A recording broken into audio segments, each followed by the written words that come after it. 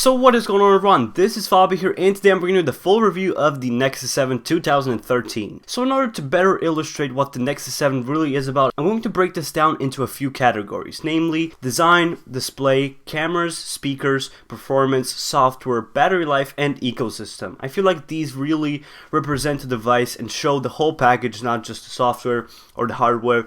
They show them both together as in a package. So the first one is design, and as you can see, the design of the Nexus 7 is actually quite nice. It's made out of premium materials, and it also seems very grippy. It doesn't feel like this device is going to slip out of your hands that easily, which is nice if you're carrying it around with you and if you're using it on the go. Also, it's a very sleek design, and it isn't very thick at all, and it actually doesn't weigh that much at all. It's under 300 grams as far as I can remember, which is very, very light, so that is definitely a big plus. Now going on talking about display, you can see we've got a beautiful 1920 by 1200 display, which has a pixel density of 323, which is actually very close to the iPad mini Retina display and the iPhone 5, 5S, 4S display, which we all know is a very high density, high pixel display. You really can't spot the pixels, and as you can see from this comparison, I zoomed in with the macro lens and you can barely see the pixels, but when you're looking with your eyes in real life, you actually can't spot any pixels at all. Also talking about the display, this along with the iPad Air and the Amazon HDX,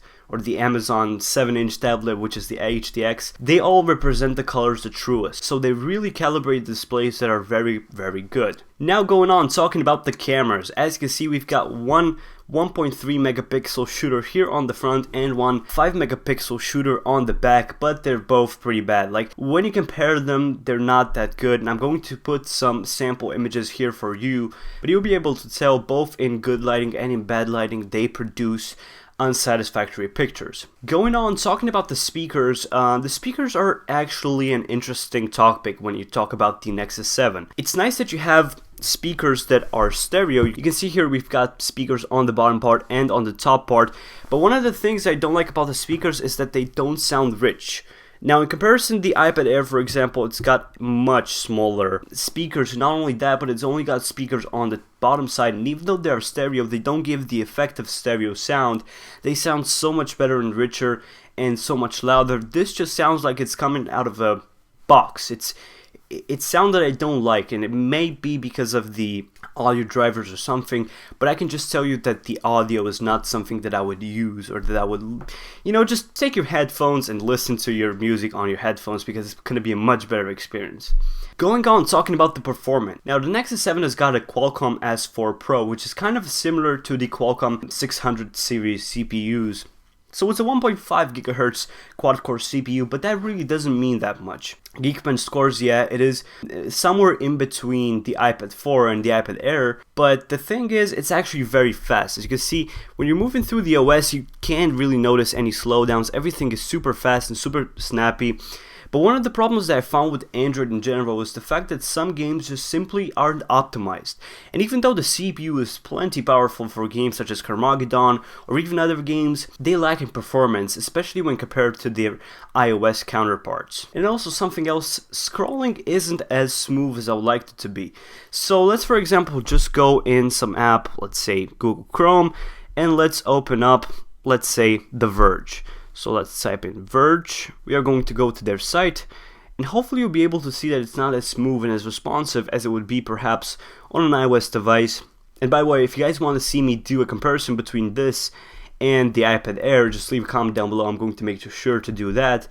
And as you can see here, it's plenty smooth, but it's not as smooth as I would like it to be, and it's sometimes hanging, sometimes it's loading stuff, which on the iPad doesn't really happen, and the zooming just doesn't seem as natural. Like on the iPad, it's much smoother, I guess, and that's what I would like to say about this. Going on now, talking about the software. This has got Android 4.4.2, which in my opinion is a very good OS.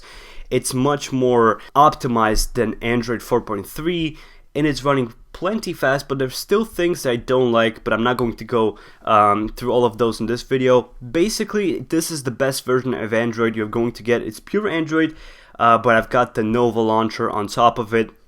but it's very clean and it's very fast. It doesn't have any gimmicky features or anything that you would see from OEMs such as Samsung or others putting in their phones or tablets. This is the pure Android experience, and if you want a tablet offering you that, this will be most likely it. And now we get to battery life. Battery life has always been an issue with me when I've been looking at Android tablets. When looking at Android phones, most of them have huge batteries, like 3000 milliamp batteries, but this has got only a 4000 milliamp battery, and that's not much smaller than the first generation iPad mini, but this is powering many more pixels. And also, Android isn't as optimized as iOS to use up battery intelligently. So as you can see, it's been on battery for about 2 days. It's at 60% right now, but I haven't used it all that much. And if you actually look at screen on time, which is the most important thing, you'll be able to see that I only got 2 hours and 30 minutes out of this. This, in my opinion, is unacceptable. I'm close to 50% and I haven't even got like 5 hours of battery life. 3 hours of screen on time for 50% of battery or close to it is unacceptable. When you look at something as my iPad, it gets 16 hours of screen on time, which is just absolutely amazing. And you know, when comparing to this would only get about 6 hours. So 16 hours versus 6 hours, and by the way, that's consistent across all of the iPads. All of the iPads get more than 10 hours of battery, which is something that is just a staple of the iPad lineup. Their batteries are always great because you can do whatever you want with it, and at the end of the day, you're still going to have more than half of your battery. Now going on, let's talk about the ecosystem. And there's actually two parts about this. The first one is the hardware ecosystem, where your tablets, your phones, and everything work together. And there's the software part. Let's first of all talk about the software part because that's the strongest thing about Google. They've got the search engine, they've got Google Plus, which is not the best thing, but they've got it. Then they've got Google Drive and all of these services which work great together, and they're really optimized and they're really integrated into the OS. But a counter argument to that would be that you also got all of those on your iOS device and they're just as useful. But they're still here and they're all integrated within the device. So when you go to settings and you enter in your Google account, they're all going to sign on with your same account. So it's all really integrated because it's a Google tablet and it's supposed to be that way. Talking about the hardware side, I know that they've got a Nexus lineup, the Nexus 5, the Nexus 7, the Nexus 10, but I don't feel like it's as strong as the Apple lineup, for example. And I know some of you may say that I'm a fanboy when I'm comparing it to the iPad or the iPhone or the iOS ecosystem in general, but people who are going to buy this or who want to buy this will probably also look at the iPad as the competitor or as another choice. So talking about the hardware, I feel like it's not as strong, the ecosystem, as it is with iOS devices, because with iOS devices you've also got Apple TVs, you've also got AirPlay speakers, you've got everything and anything you can imagine. All sorts of accessories made for iPhone. When it comes to this, you do have a few cases and that kind of stuff, but you also have the Chromecast, which is not really available all over the world, but there's not as much of an ecosystem and it doesn't really blend in with other devices, whereas you've iPad, you know, it works with iTunes to share things over the Wi-Fi connection so you can watch movies that are in your iTunes library on your iPad. It's not really something that you can see on the Nexus 7, but of course they've both got their strengths. Anyways guys, if you like this, make sure to like this video, share with your friends on Facebook and on Twitter, and subscribe to my channel for more awesome content. Stay tuned guys, peace out guys, peace.